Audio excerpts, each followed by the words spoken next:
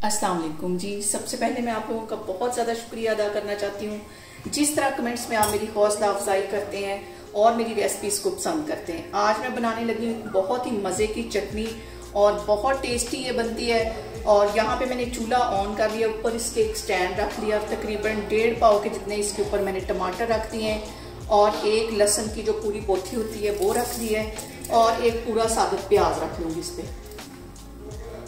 और इसके साथ ही मैं सब्ज़ मिर्चें भी एक साइड पे रख दूंगी और हमने इसे यहाँ पे आग के ऊपर रोस्ट करना है। जैसे इसकी एक साइड अच्छी तरह ब्राउन हो जाएगी फिर मैं इसकी साइड चेंज करती जाऊंगी।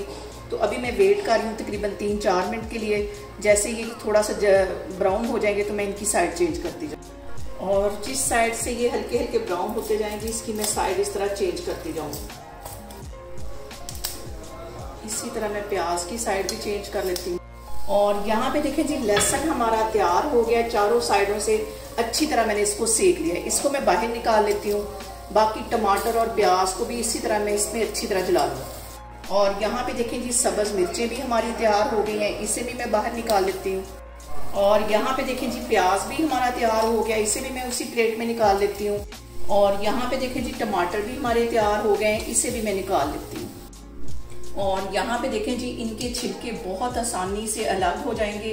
इनके मैं छिलके अलग कर लेती हूँ और इसको एक प्लेट में निकालती जाऊंगी। और यहाँ पे देखें जी, सबके छिलके मैंने अलग कर दिए। इनके मैं तकरीबन 2-2 हिस्से कर लूँगी।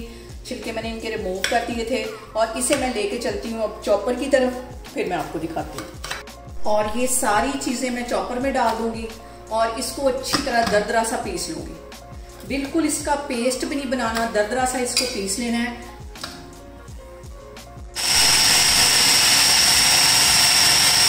और यहाँ पे मैंने एक बंच ले लिया था पुदीने का और तकरीबन 1 मुट्ठी के करीब मैंने यहाँ पे ले लिया धनिया।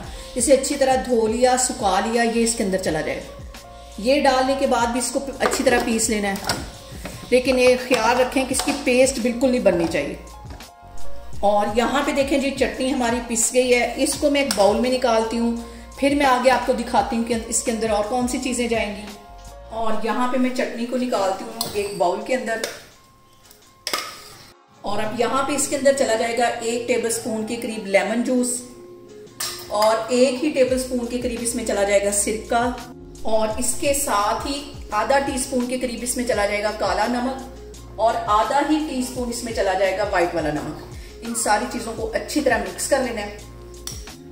और ये चीज़ें मिक्स करने के बाद ज़बरदस्त सी हमारी बहुत ही मज़े की चटनी बनके तैयार हो गई है। आप लोग इसको लाजमी ट्राई करें और मुझे कमेंट्स में बताएं कि आपको मेरी रेसिपीज़ कैसी लगती हैं। और मेरी वीडियोस को ज़्यादा से ज़्यादा शेयर करें और मुझे सब्सक्राइब करें और अपना बहुत सारा ख्याल रखें। इंशाल्लाह ताला मैं एक और वीडियो में आपके सामने आऊँगी। अल्लाह हाफिज़।